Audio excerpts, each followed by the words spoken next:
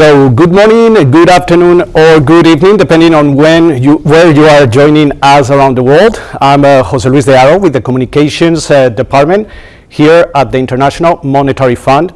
And we are gathered here today for this virtual press briefing to introduce the latest World Economic Outlook update.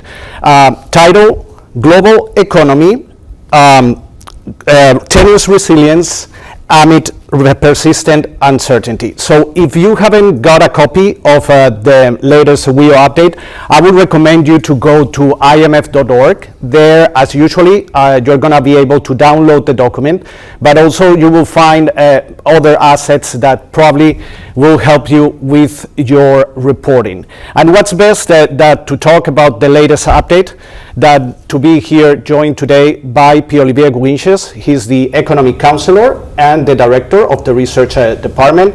Next to him are Petia Cueva-Brooks, Deputy Director of the Research Department. And last but not least, Denise Egan. She's Division Chief, also with the Research Department. Before we begin, let me clarify a little bit for those who are not familiar with the World Economic Outlook cycle, how this works. We publish two full World Economic Outlooks over the year, one in April during our spring meetings and another one in October during our annual meetings. In the interim, we publish two updates, one in January and the one that we are launching today in July. Those updates include obviously our new global outlook, the risks to that outlook, and our policy recommendations. But the set of countries that we update are more limited than in our regular World Economic Outlooks in April and in October. So keep that in mind. Let me stop here, and as usual, we're gonna start with Pierre-Olivier's opening remarks. Pierre-Olivier, the floor is yours. Thank you, Jose. Global trade developments continue to shape the outlook. Following an unprecedented escalation in tariffs imposed on the rest of the world in April, the United States partly reversed course, pausing the higher tariffs for most of its trading partners.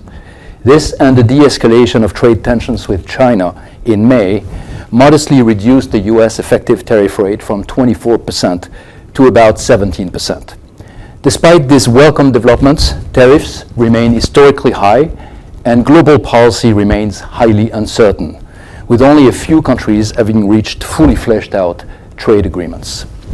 This modest decline in trade tensions, however fragile, has contributed to the resilience of the global economy so far. A few other developments have also helped. First, concerns about future tariffs led to a strong surge in exports to the US in the first quarter of the year. This front-loading helped support activity in Europe and Asia. Second, financial conditions improved and monetary conditions eased as global inflation continues to recede, largely unchanged from our previous projections. Third, the dollar has depreciated by roughly 8% since January. As we already pointed out in April, the effect of tariffs on exchange rates can be complex. In previous episodes, the tariffing country saw its currency appreciate, buffering the impact of the tariffs. This time around, however, the dollar depreciation has amplified the impact of the tariff shock on other countries' competitiveness.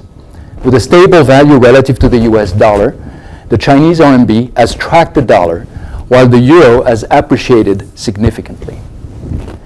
Accordingly, we have revised our growth projections upwards from the April 2025 reference forecast from 2.8% to 3% this year, and from 3% to 3.1% next year.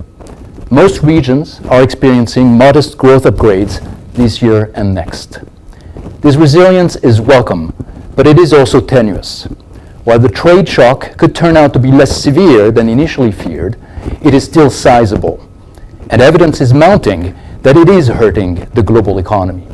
For instance, compared to our pre-April 2nd forecast, global growth is revised downwards by 0.2 percentage point this year. And at around 3%, global growth remains disappointingly below pre-COVID average.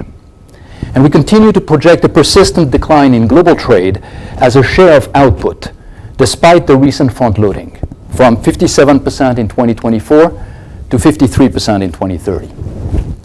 Risks to the scenario remain firmly to the downside. The current trade environment remains precarious. Tariffs could well reset at much higher levels once the pause expires on August 1st, or if existing deals unravel. If this were the case, model-based simulations suggest global output could be 0.3% lower in 2026. Without comprehensive agreements, the ongoing trade uncertainty could increasingly weigh on investment and activity. Further, while exports front-loading has supported global activity so far, firms could become vulnerable if the demand for stockpiled goods does not materialize. The geopolitical environment also remains fragile, with the potential for more negative supply disruptions. While global inflation continues to decline, the latest price data suggests that inflation pressures are building gradually in the U.S. Overall, U.S. import prices in dollars have remained largely unchanged or even increased this year, suggesting that the cost of tariffs will be borne by U.S. retailers and importers, and eventually customers, as firms start to pass through higher costs into their prices. In too many countries, the combination of high public debt and still elevated public deficits continues to be a cause for concern. The lack of fiscal space makes these countries especially vulnerable to a sudden tightening in financial conditions that increase term premium. Such tightening becomes even more likely if central bank independence, a cornerstone of macroeconomic, monetary, and financial stability, is undermined. Turning to policies, our recommendations continue to call for prudence and the need for improved collaboration. Let me outline some key priorities. First and foremost, restoring stability in trade policy is essential to reduce policy uncertainty. We urge all parties to settle trade disputes and agree on clear and predictable frameworks. Collective efforts should be made to restore and improve the global trading system.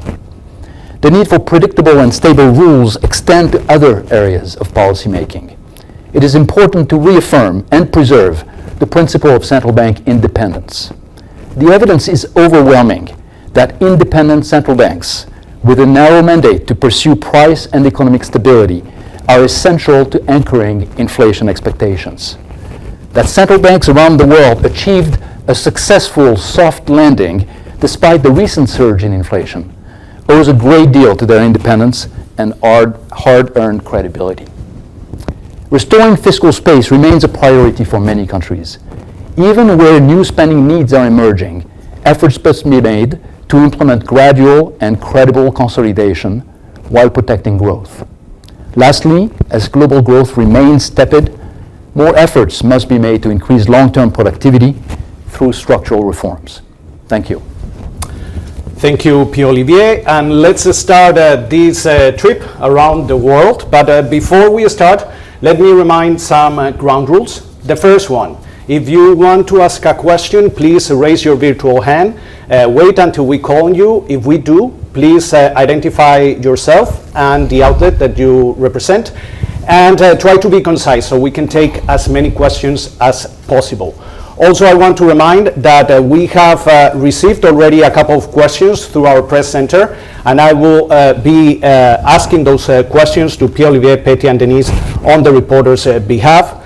Third point, as I already stated, the WEO update only include a limited number of country updates. So go to the table 1 annex in the World Economic Outlook update, and if your country is not included there, then you can reach out to us bilaterally and we will put you in touch with the teams to get updates on those particular countries. And last but not least, we are here to discuss the World Economic Outlook update. So basically, those questions regarding IMF country programs, negotiations, or even institutional topics are not for this press briefing, but we are happy to put you in touch with my colleagues at the media and social media division, and they will try to put you in touch with the right team. With this said, we're going to start. Yeah, so yes, we of course, since we finalized our projection rounds, a number of trade deals have been announced, or the outline of trade deals have been announced with Japan, or more recently with the EU. Now we are looking carefully at the details, and they are not finalized yet, so of course this is a situation that is evolving. But what we can see, broadly speaking, at this point, is that these trade deals will land the effective tariff rate that, for instance, the US has on other regions of the world in a close vicinity of what we are assuming in our current baseline, our July WEO update. So to be confirmed, but right now we are not seeing a major change compared to the effective tariff rate that the US is imposing on other countries. As I mentioned in my opening remarks, the effective tariff rate is in that update around 17%. Where it will land after we incorporate those deals might be a little bit above, a little bit below, we don't know quite yet, but it won't be very different. So from that perspective, our baseline projections remain very much how we would see the world as of today, as opposed to as of, let's say, 10 days ago. Now, on the one aspect of the trade deals, which of course is going to be important going forward, is whether it brings a certain amount of certainty to the trade environment. And that is also something that very much will take a little bit of time to assess, because we'll have to see whether these deals are sticking, whether they're unraveled, whether they're followed by other changes in trade policy. So the situation is still very much in a state of flux. Okay, so we're tariffs while oil had been exempted. So again, in terms of the overall, the size of that impact would depend on the details. We don't have that yet, but the bottom line is that some of the downside risks that we emphasize in the case of Brazil are very much linked to the possibility of these tariffs being imposed. okay. We move again around the world, and Kemi has been waiting very patiently. So please go ahead. Morning. Thank you very much for taking my question. Can you guys hear me? Loud and clear. Okay, thank you very much for taking my question. So if you can provide the latest updates on sub-Saharan Africa. And then I have a specific question. One thing from your report, you mentioned that global inflation shows mixed signal. What do the mixed signal, the global inflation result mean for African nations? The other part of that question is also on high debts for the US, France, and other advanced countries. We're seeing a lot of high debts. What are the near and future impacts of these unsustainable debts on emerging economic and African developing countries? And lastly, in your report, you mentioned that, in your report, the report said efforts must be made to restore long-term productivity through structural reform. What are the structural reforms and your recommendation? We're seeing a lot of AI that coming in, especially in the US, that are having impact on job and productivity. So what are the structural reform that you're talking about in the report? Thank you very much. Okay, we have a lot of questions, but before we answer those, is there any other question on sub-Saharan Africa, Nigeria? Any other question on that regard? No? So when we answer the sub-Saharan question, if you can also comment a little bit on South Africa's outlook, because we received a question from Business Report. So we have sub-Saharan Africa, touching on South Africa if possible. Then we have the inflation situation and how this affect Africa, high debt in advanced economies and how this also impact emerging markets, and how do we restore long-term productivity. So many topics to end this press conference. So let's try to tackle one by one. Yes, thank you. So I will take some of the questions and then turn to Denise to answer some of the others. So let me start with actually the question on debt in advanced economies. It's certainly the case that we've seen a number of countries, a number of advanced economies increasing their debt levels. That was certainly the case for almost everyone during the COVID pandemic. Debt levels came down a little bit after that, but then in a number of countries we see them rising again. These countries have elevated deficits and debt is increasing. That leads to higher debt issuance by Office of Debt Management, and that is contributing to putting pressure on long-term interest rates. So we've seen long-term interest rate rising as the markets have to absorb a higher quantity of debt that is issued by advanced economies. And this in the context in which central banks in many advanced economies are also doing quantitative tightening, meaning that they're reducing their overall holdings of long-term government debt that they had on their balance sheet. So all of this leads to higher long-term interest rate, higher long-term real interest rates around the world. And that is impacting funding conditions in emerging and developing economies who face this funding conditions and have to basically deal with them. So that is adding pressure on the rest of the world. On the Sub-Saharan Africa and South Africa, I will turn it over to Denise. Thank you, Pierre-Olivier. So generally for Sub-Saharan Africa, what we are seeing is continued subdued growth. We are projecting 4% for this year and 4.3%, so a modest pickup in 2026.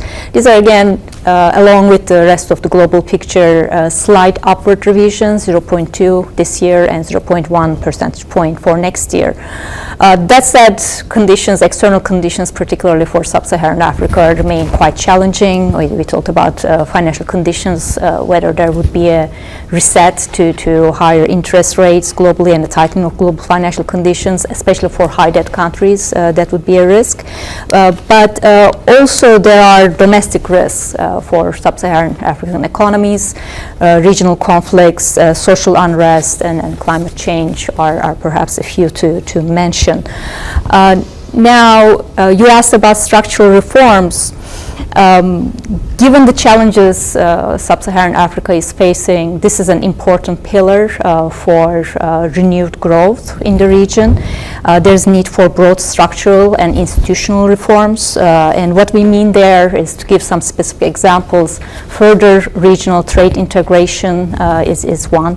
More investment in infrastructure, transportation is another one, and reform of state-owned enterprises, again, especially in energy sector and transportation sector, are the other priorities. Now, we understand that on the fiscal front, with high debt levels as well, there's need for mobilizing revenues, and that can generate a sense of unfairness and inequity that could create social backlash.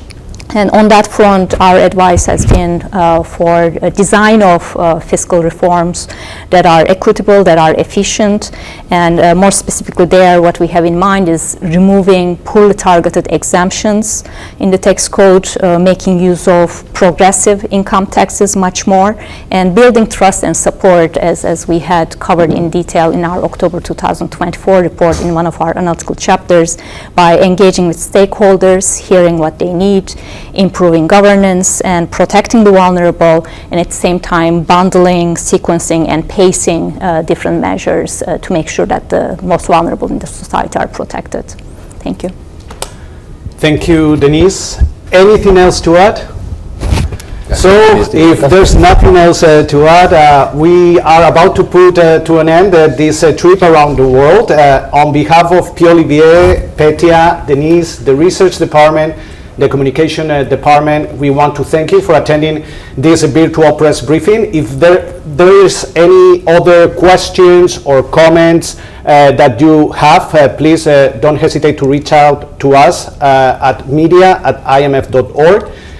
We hope that you have a wonderful rest of your day, and hopefully we see you in October during our annual meetings.